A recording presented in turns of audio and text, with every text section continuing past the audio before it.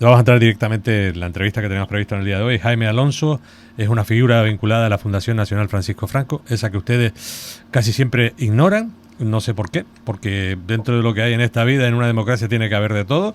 Yo soy de los que siempre tomo el sartén por el mango, y ustedes lo saben, y me da igual, y evidentemente esta figura es una institución privada, evidentemente, que está fundada en 1976 y además con el objetivo de difundir la vida y obra y legado de Francisco Franco. Eso está claro, ¿verdad?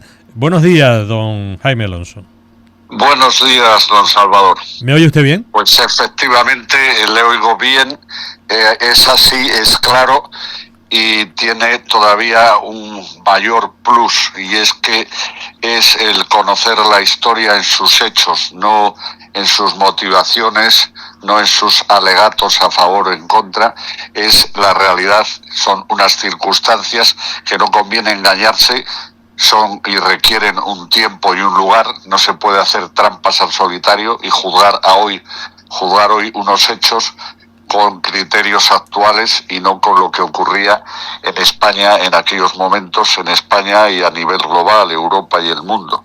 No olvidemos que al acabar la Guerra Civil Española comenzó la Segunda Guerra Mundial, lo que significa es que Europa también estaba convulsa y que el comunismo tenía una hegemonía que venía del 1917, donde Stalin había triunfado en Rusia, y en aquella época todavía se creía en el comunismo como ideología o en el socialismo. En fin, a pesar de todos los años transcurridos y de todo el fracaso, hoy sigue la gente o sigue siendo engañada, infinidad de españoles, con esa rémora socialista que está volviéndonos a una situación similar. De ahí la importancia no solo de conocer la historia, sino de conocer la época más importante de la historia de España, que es la de Francisco Franco, no solo por el desarrollo económico, que con eso bastaría, sino en primer lugar porque ese desarrollo se produce por haber derrotado al comunismo y haber transformado la nación en lo que siempre fue España, una patria unida en un proyecto común, unida en ese ámbito y ambiente, y con unas raíces profundamente católicas que tanto molestan hoy y que entonces hicieron posible esa maravilla o ese milagro que consideraron en Europa, que se llamó así el milagro español, y es que en casi 40 años nos convirtiéramos en la octava potencia mundial, procediendo o partiendo de una situación realmente trágica e imposible de describir hoy. Don Jaime, ¿por qué se quiere tapar la historia? ¿Por qué una parte de la historia se quiere tapar? Porque la historia siempre y fundamentalmente son dos cosas, es enseñanza y es futuro. La enseñanza porque somos lo que han sido nuestros antepasados, y eso es incuestionable, y se tergiversa, se manipula y se olvida ese pasado, pues es como la persona que se le da un golpe en la cabeza, pierde el conocimiento, y cuando recupera el mismo se le dice que el que tiene a su lado, que hasta entonces había sido su marido, resulta que es su enemigo, que la quiere violar y que no es el padre de sus hijos, sino que sus hijos son solo suyos y el padre es un pasivo que quiere aprovecharse de ella, y un largo etcétera que se le puede inocular a esa cabeza ya vacía y sin referencia del pasado. Uno es lo que ha sido sus padres, lo que es él, lo que ha conseguido en su vida, aspecto vital, y también el grado de influencia que sus ideas han podido producir en la sociedad en la que estamos. De ahí la importancia capital que es la historia, y de ahí lo esencial de los memorialistas, convertir la historia en una memoria subjetiva, particular, y una mera propaganda de buenos y malos, en la que ellos, obviamente, que fueron los malos, porque no olvidemos, provocan la guerra civil y encima la pierden, con lo cual ellos eran los malos. No era una democracia la Segunda República, segunda mentira.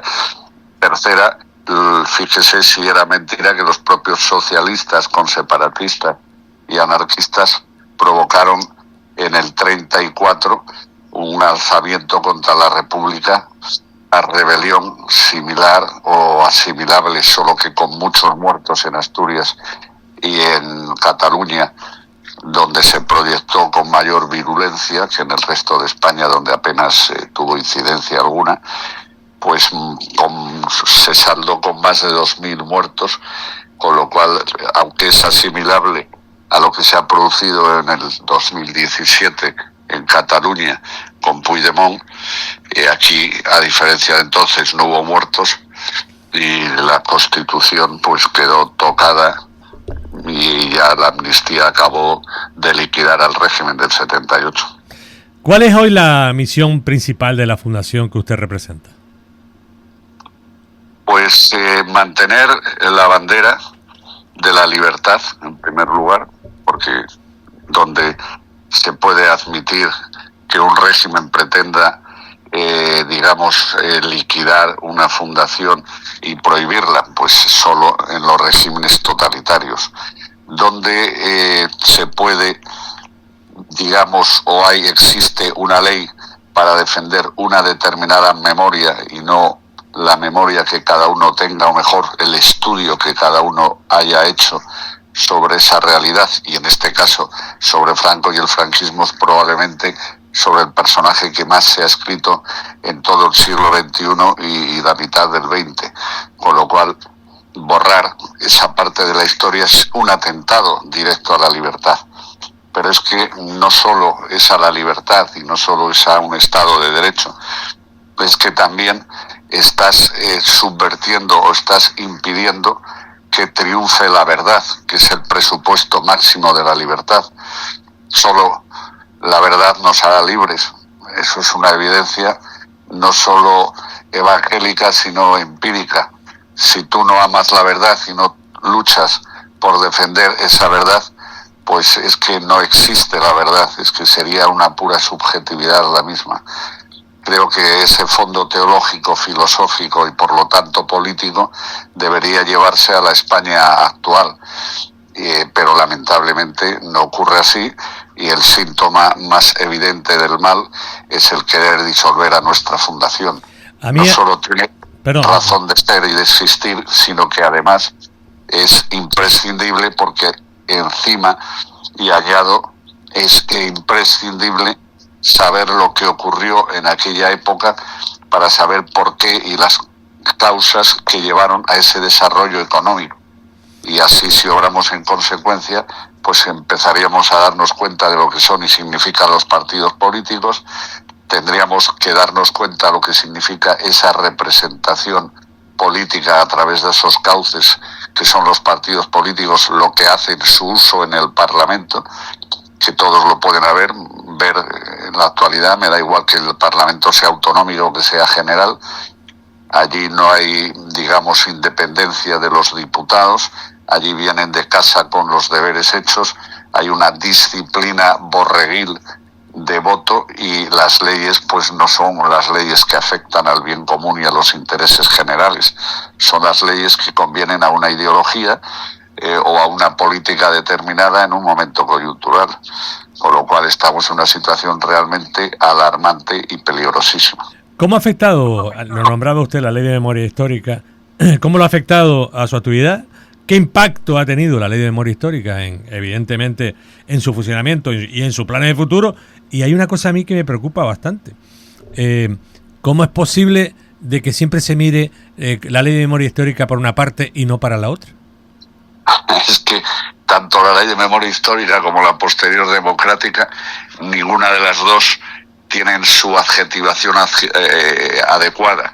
Una no es histórica y la otra no es democrática, por lo que le acabo de decir con antelación. Por eso se lo digo. Claro, a nosotros, en realidad, los que pensamos como yo y defendemos la obra y la memoria de Francisco Franco, nos ha venido muy bien, porque es la única manera de que la juventud, reflexione, y deberían reflexionar todos los españoles, pero por lo menos está haciéndolo la juventud, y digan, bueno, ¿cómo es posible que es tan grotesco, tan malo, tan pérfido y haya muerto en un hospital de la seguridad? ¿Cómo es posible si en las carreteras que vemos, en las obras hidráulicas, en la sanidad pública, los hospitales, en los embalses, el agua que tenemos, en la industrialización del país, pero siendo tan malo, ¿cómo es posible?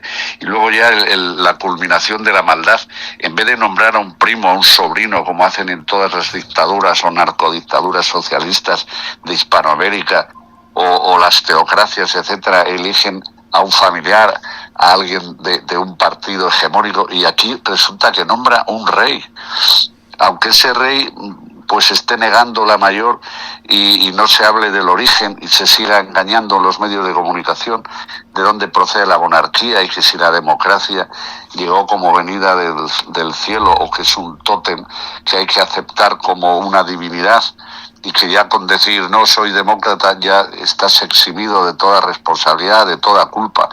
Eres como un ser angelical con pronunciar esa mágica palabra. Entonces, claro, todas estas tonterías que habitualmente llenan el cerebelo de los españoles, pues son tan infantiles y tan poco creíbles y tan difíciles de sustentar semejantes teorías que la gente empieza a reaccionar y quiere saber lo que ocurrió realmente.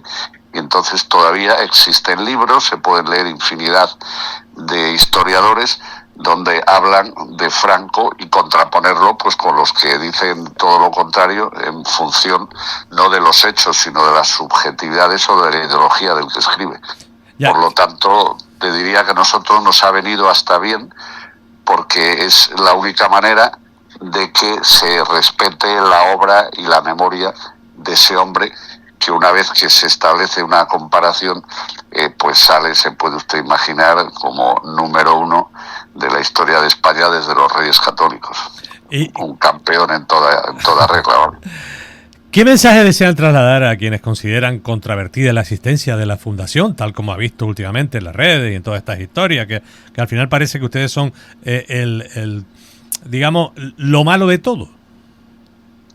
Pues en primer lugar, que se hagan un examen de conciencia que les hace falta y decir qué opinarían si fueran ellos los que se les suprime por decreto, qué ocurriría si verdaderamente el pueblo español obrara en consecuencia con personajes como Indalecio Prieto, como Largo Caballero, como todos los que llevan Negrín, que es canario y que por lo tanto seguro que allí tiene hospitales, estatuas, etcétera.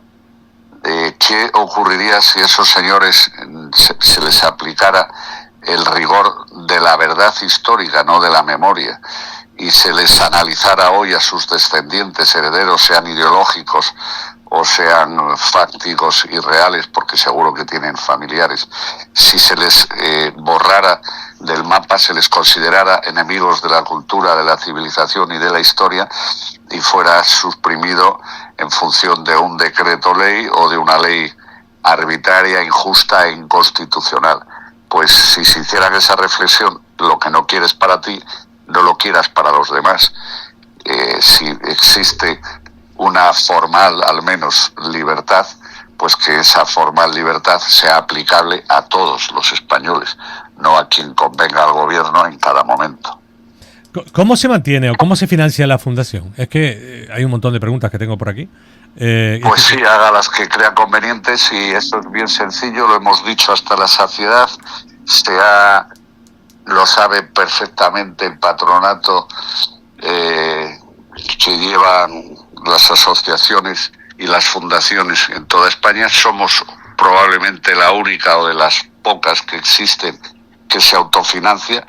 No recibimos ninguna financiación como la tienen toda la izquierda y mucho más los memorialistas, y además eso nos da criterio e independencia. ¿Por qué? Pues porque nadie va a decidir nunca sobre Franco y el franquismo un sesgo distinto al que sale en los documentos y al que nosotros podemos aportar a través del archivo el que quiera conocerlo.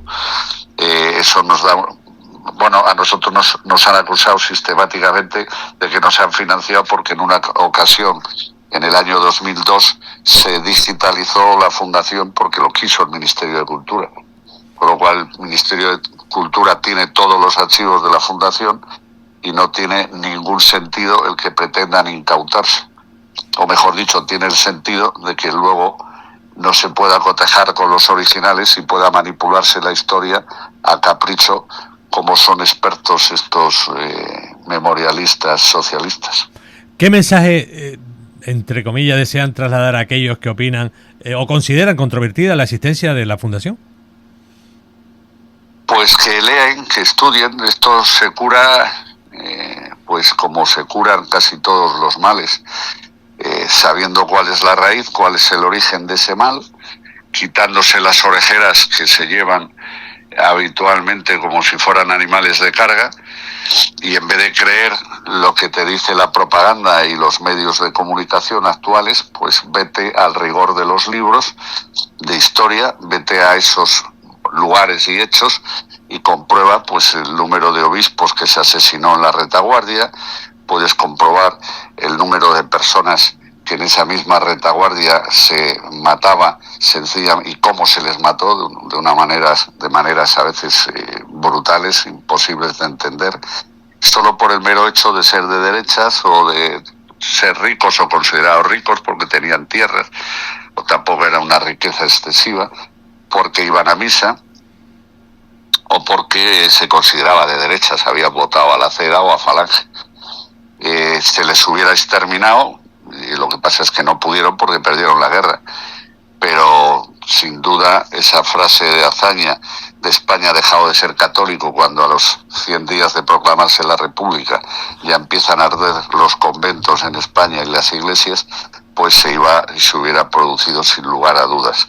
¿Qué ocurre a continuación? Pues que como el que triunfa obviamente es el bando perseguido y el bando que se rebela contra esta tiranía, no contra una democracia, es lo primero que tendrían que estudiar, lo que era la Segunda República y lo que fue la Segunda República, y una vez que tengan ese conocimiento, pues que actúen ya en consecuencia si quieren ser coherentes o lo que quieren es aprovechar de que la derecha, por lo menos la del PP, no combatió la historia y no combatió la batalla cultural de la defensa de los principios y valores que configuraron ese régimen, que se trasladaron a la muerte de Franco, y al no respetarlos, no mantenerlos y no crear las infraestructuras donde la mentira no fuera posible y donde el desarrollo de los españoles en lo ideológico y en la práctica fuera sostenible, estamos en esta situación tan lamentable y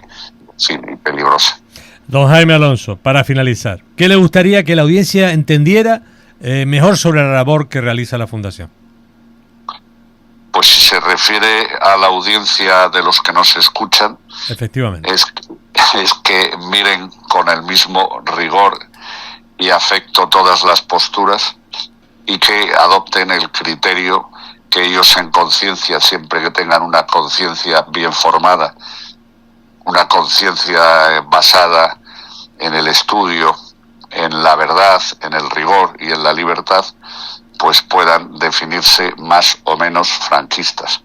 Porque yo creo, y soy de los que sostengo, que con Franco se está con razón, sin razón o en la neutralidad más absoluta. Pero Franco es un personaje histórico, es un personaje irrepetible y de una enorme trascendencia para España, y gracias a los españoles también que le secundaron y que permitieron que gobernara, porque nadie gobierna los años que estuvo Franco y nadie desarrolla y se desarrolla su pueblo como se desarrolló en esa época si hubiera sido un tirano, hubiera sido una persona que no velara por los intereses de todos los españoles. Lo que hizo al acabar la guerra civil es lo que haría cualquiera de ustedes, sencillamente justicia a aquellos que habían cometido tan horrendos crímenes y no habían podido exiliarse, como ocurrió con la cúpula de todos estos partidos que vivieron luego del expolio de los españoles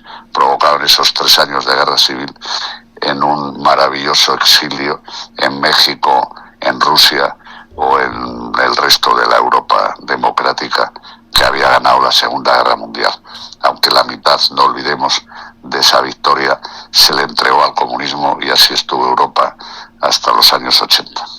Pues don Jaime Alonso, muchas gracias por estar con nosotros, por haber estado con nosotros y sobre todo por aclararnos muchos conceptos que desde la otra óptica parece que son fundamentos científicos cuando en realidad es tan simple como lo que usted acaba de decir.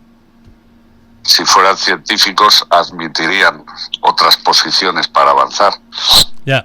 Es lo más científico que hay, las leyes memorialistas. Pues ahí están, de claro y sencillo para todos ustedes. Un placer estar con ustedes, muy amable. Muchas gracias, muy cierto. A usted. Adiós. Pues nada, esto era la entrevista que teníamos con Jaime Alonso, presidente de la Fundación de Francisco Franco, entre otras cosas porque ya yo no me callo nada, ¿vale? Tengo que decir lo que pienso, tengo que decir y tengo que entrevistar. No quiero verdades a medias, verdades de un lado, verdades de otro. Quiero entrevistar a todos aquellos que sean posible que la historia esté ahí, que no la cambie, que no la hagan. Me pueden decir misa, pero si, como Santo Tomás, meto el dedo en la llaga, si no lo veo, no lo creo. ¿Qué le parecen a ustedes? Pues esto es lo que hay. No vamos a tapar nada, en absoluto, vamos a sacar todo. Sea quien sea y venga de donde venga. Seguimos.